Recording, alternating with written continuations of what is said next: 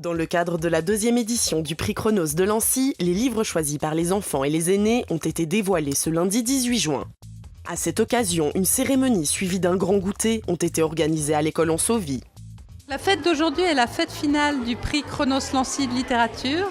Le prix Chronos étant un prix de lecture qui implique de lire un certain nombre d'ouvrages et puis de voter ensuite pour celui qu'on a préféré. L'originalité que nous avons à Lancy, c'est que depuis la première édition de ce prix que nous avons fait l'an dernier à Petit Lancy-Cérézol, on associe la lecture des ouvrages par les enfants à une lecture des ouvrages par des aînés qui ensuite vont se rencontrer effectivement dans les classes pour partager leurs impressions sur le message du livre, les personnages, et ça donne lieu à quantité d'échanges, d'expériences et de ressentis sur ces différents ouvrages, et aussi, et c'est surtout ce qu'on recherche par ce projet-là, une valorisation des connaissances des aînés et à la constitution de liens entre les aînés et les enfants. Il s'agissait de l'aboutissement d'une belle aventure intergénérationnelle. En effet, le but de cette entreprise était avant tout le partage. On a dû raconter les livres qu'on a lus, des petits résumés, puis on a pu savoir ce qu'ils pensaient les aînés, et puis eux, notre pensée.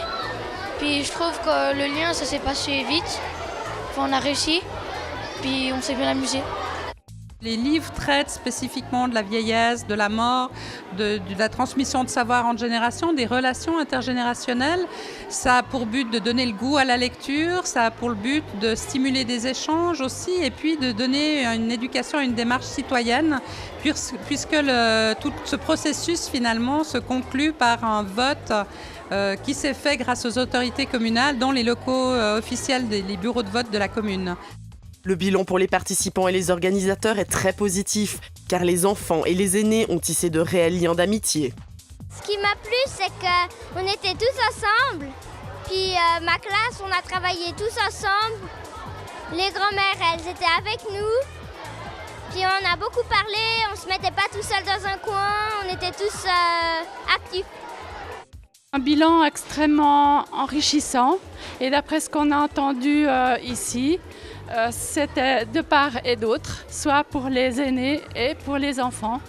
Et je trouve que c'est vraiment super de pouvoir échanger avec eux entre générations, parce qu'on a chacun à s'apprendre quelque chose l'un l'autre.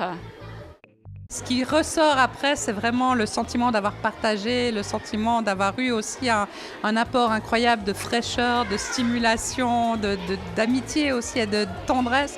Parce qu'il y a vraiment eu énormément de tendresse. Quand les aînés arrivaient dans les classes, les enfants leur sautaient au cou.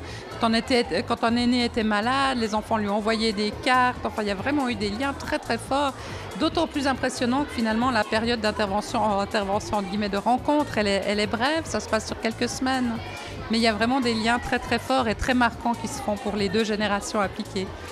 Les livres primés Angelma Baba Yaga et L'heure des chats sont deux histoires comptant les liens qui se créent entre les générations.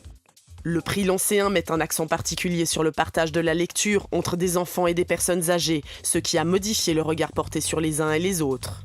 Pour moi, j'ai aimé parler avec les aînés, parce que j'ai pu savoir ce qu'ils pensaient eux, puis ça m'a changé de notre pensée des jeunes.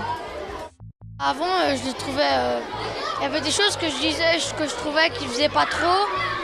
Puis maintenant, je trouve qu'ils sont plus, il y a des choses que j'ai trouvées qui sont plus, par exemple, plus sympas, comme ça. Quand on échange avec eux, c'est extraordinaire, vraiment extraordinaire. J'ai appris que même si on était d'autres générations, on pouvait quand même être amis, qu'on pouvait faire plein de trucs et qu'elles connaissaient aussi beaucoup de choses. L'aventure a eu à nouveau une telle portée dans le cœur des participants que l'édition prochaine est attendue avec enthousiasme. Ce qu'on fera très certainement, c'est déjà d'ouvrir à d'autres classes, que ce ne soit pas toujours les mêmes, et d'avoir plutôt un rythme bisannuel probablement pour les classes qui l'ont déjà fait cette fois-ci. On ne veut pas les saturer de chronos non plus.